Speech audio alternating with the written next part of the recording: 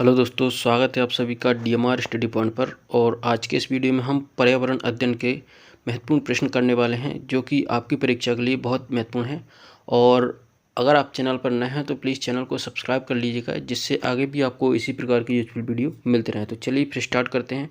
देखिए, क्वेश्चन लिखा हुआ है, भोपाल स्थित यूनियन कार्बाइड कंपनी के कीटनाशक कारखाने में दिसंबर 1984 में निम्नलिखित में से किस गैस के रिसाव से वायु अत्यधिक प्रदूषित हो गई थी। ऑप्शन देखिए, क्लोरोफ्लोरोकार्बन, क्लोरीन, मिक गैस या फिर सल्फाइड। तो इसका ऑप्शन नंबर सी सही हो जाएगा, यानी कि मिक गैस। चलिए अगला प्रश्न देखते हैं। वायु प्रदूषण से निम्नलिखित में से कौन सा रोग हो जाता है। तो ऑप्शन देखिए, ब्रोंकाइटिस, अस्थमा, फेफड़ों का कैंसर या इनमें से सभी। तो ये जो रोग हैं ये सभी वायु प्रदूषण से होने वाले रोग हैं। ठीक है, इसका सही आंसर हो जाएगा ऑप्शन नंबर डी, यानी कि इनमें से सभी। अगला प्रश्न है, शुद्ध जल में रासायनिक दृष्टि से हाइड्रोजन तथा ऑक्सीजन का कौन सा अनुपात सही है। तो इसका ऑप्शन नंबर सी सही हो जाएगा, यानी कि 2:1।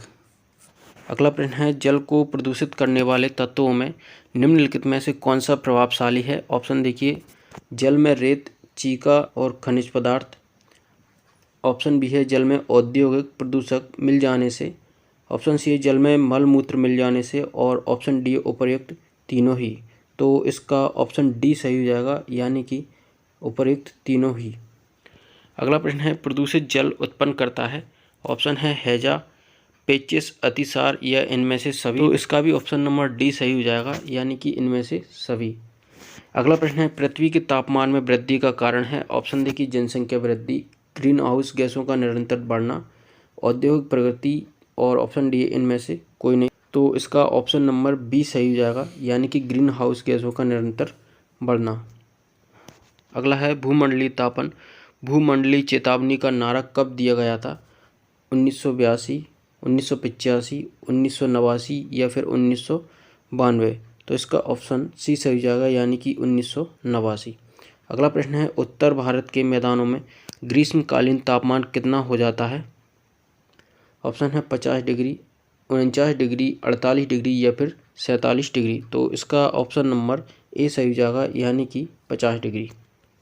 अगला प्रश्न है, पृथ्वी के तापमान में निरंतर वृद्धि का क्या परिणाम होगा। ऑप्शन देखिए, हिम शिखरों से हिम पिघलना, समुद्रों का जल स्तर ऊपर उठना, सागर तटीय भागों का जलमग्न होना। और ऑप्शन डी है, ये सभी होंगे। तो इसका ऑप्शन डी सही हो जाएगा, यानी कि ये सभी। क्योंकि अगर पृथ्वी का तापमान निरंतर बढ़ता जाएगा तो हाँ, जो हिम शिखर हैं वो पिघलते जाएंगे, अर्थात बर्फ पिघलती जाएगी, जिससे कि समुद्रों का स्तर भी बढ़ जाएगा और जो सागर तटीय भाग हैं वो भी जलमग्न हो जाएंगे। अगला प्रश्न है, पृथ्वी के तापमान वृद्धि से वनस्पति पर क्या प्रभाव होगा। ऑप्शन देखिए, वनाग्नि बढ़ेगी, पेड़ पौधे सूख जाएंगे, पृथ्वी वनस्पतिहीन हो उठेगी या फिर उपर्युक्त सभी होंगे। तो इसका भी ऑप्शन डी सही हो जाएगा, यानी कि उपर्युक्त सभी। अगला प्रश्न है, पृथ्वी पर तापमान वृद्धि से मानव पर क्या प्रभाव पड़ेगा। ऑप्शन देखिए, बाढ़, अकाल, भूखमरी या फिर इनमें से सभी। तो इसका भी ऑप्शन डी सही हो जाएगा, यानी कि इनमें से सभी। अगला देखिए, ओजोन परत के क्षय के लिए निम्नलिखित में से कौन सी गैस उत्तरदायी है। ऑप्शन है कार्बन डाइऑक्साइड, क्लोरोफ्लोरोकार्बन, नाइट्रोजन या फिर हाइड्रोजन। तो इसका ऑप्शन बी सही हो जाएगा, यानी कि क्लोरोफ्लोरोकार्बन। अगला है, आर्थिक विकास का पर्यावरण पर क्या प्रभाव पड़ता है। तो ऑप्शन है, आर्थिक विकास से पर्यावरण साफ व स्वच्छ रहता है। आर्थिक विकास से पर्यावरण पर कोई प्रभाव नहीं पड़ता है। आर्थिक विकास से पर्यावरण का ह्रास होने लगता है। और ऑप्शन डी है, आर्थिक विकास से पर्यावरण संतुलित रहता है। तो इसका सही आंसर हो जाएगा ऑप्शन सी, यानी कि आर्थिक विकास से पर्यावरण का ह्रास होने लगता है। अगला है, आर्थिक विकास से निम्नलिखित कौन सी क्रियाएं स्वतः होने लगती हैं। ऑप्शन है, वनों का विनाश, औद्योगिकरण, नगरीकरण या फिर इनमें से सभी। तो इसका ऑप्शन डी सही हो जाएगा, यानी कि इनमें से सभी। अगला है, आर्थिक विकास के लिए मानव भूमि प्राप्ति हेतु निम्नलिखित में से कौन सी क्रिया करता है।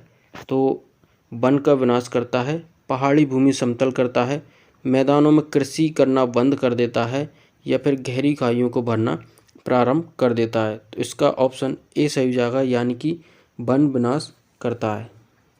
अगला है पर्यावरण शब्द का अभिप्राय उन सब बाहरी शक्तियों एवं तत्वों से है जो व्यक्ति को आजीवन प्रभावित करते हैं। तो यह परिभाषा दी है J.S. रॉस ने, वुडवर्थ ने, हास्कोविस ने, डगलस एवं हॉलैंड ने।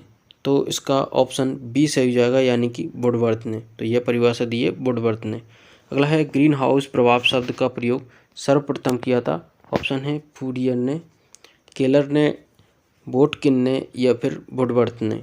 तो इसका ऑप्शन ए सही हो जाएगा, यानी कि फूरियर जो हैं इन्होंने ग्रीन हाउस प्रभाव शब्द का सर्वप्रथम प्रयोग किया था। अगला है पर्यावरणीय शिक्षा पर अंतर्राष्ट्रीय कार्यगोष्ठी आयोजित की गई थी। तो ऑप्शन देखिए अक्टूबर 1975 में, नवंबर 1976 में, दिसंबर 1977 में या फिर जनवरी 1978 में। तो इसका ऑप्शन ए सही हो जाएगा।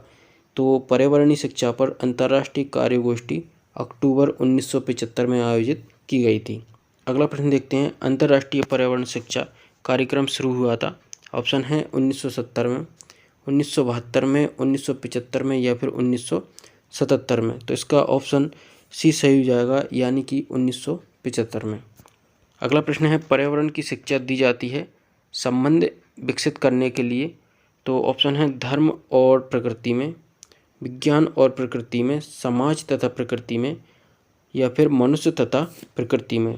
तो इसका ऑप्शन डी सही हो जाएगा, यानी कि मनुष्य तथा प्रकृति में। अगला प्रश्न है, एंडेमिक स्पीसीज है। ऑप्शन है एक देश में सीमित, कुछ निश्चित क्षेत्र के लिए सीमित, एक क्षेत्र में असीमित या फिर एक कॉन्टिनेंट में सीमित।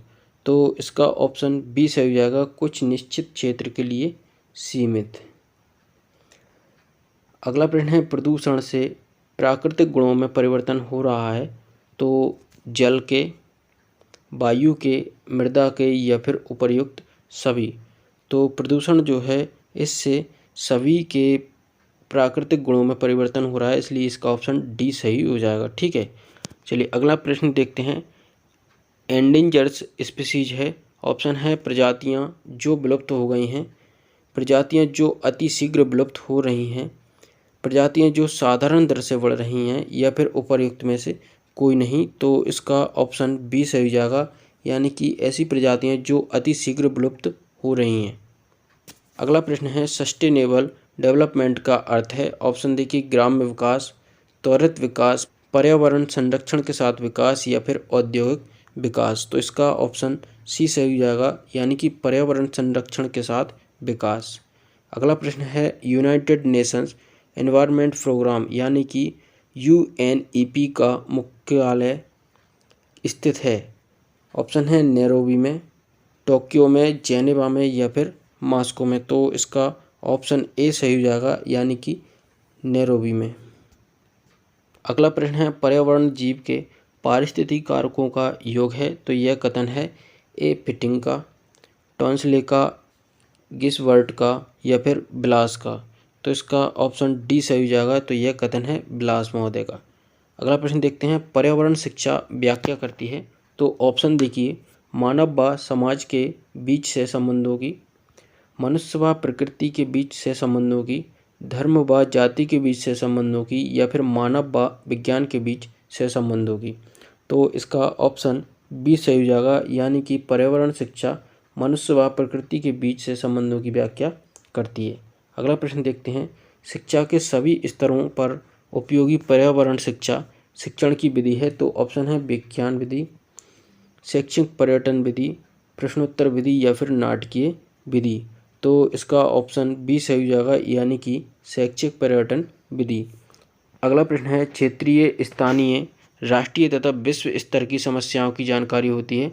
ऑप्शन है खेल विधि द्वारा, नाटकीय विधि द्वारा, क्षेत्रीय पर्यटन विधि द्वारा या फिर योजना विधि द्वारा। तो इसका ऑप्शन सी सही हो जाएगा, यानी कि क्षेत्रीय पर्यटन विधि द्वारा हमें क्षेत्रीय, स्थानीय, राष्ट्रीय तथा विश्व स्तर की समस्याओं की जानकारी होती है। अगला प्रश्न है, पर्यावरणीय शिक्षा शिक्षण की व्याख्या विधि निम्न में से किस स्तर पर उपयोगी नहीं है। तो ऑप्शन देखिए, उच्च स्तर पर, माध्यमिक स्तर पर, प्राथमिक स्तर पर या फिर उपर्युक्त में से कोई नहीं। तो इसका ऑप्शन सी सही हो जाएगा, यानी कि पर्यावरणीय शिक्षा शिक्षण की व्याख्यान विधि प्राथमिक स्तर पर उपयोगी नहीं है। तो दोस्तों आज के लिए इतना ही, मिलते हैं अगले वीडियो में। और अगर आपको वीडियो अच्छा लगा है तो इसको लाइक करें, शेयर करें, साथ ही चैनल को सब्सक्राइब कर लें, जिससे आगे भी आपको इसी प्रकार की यूजफुल वीडियो मिलते रहें।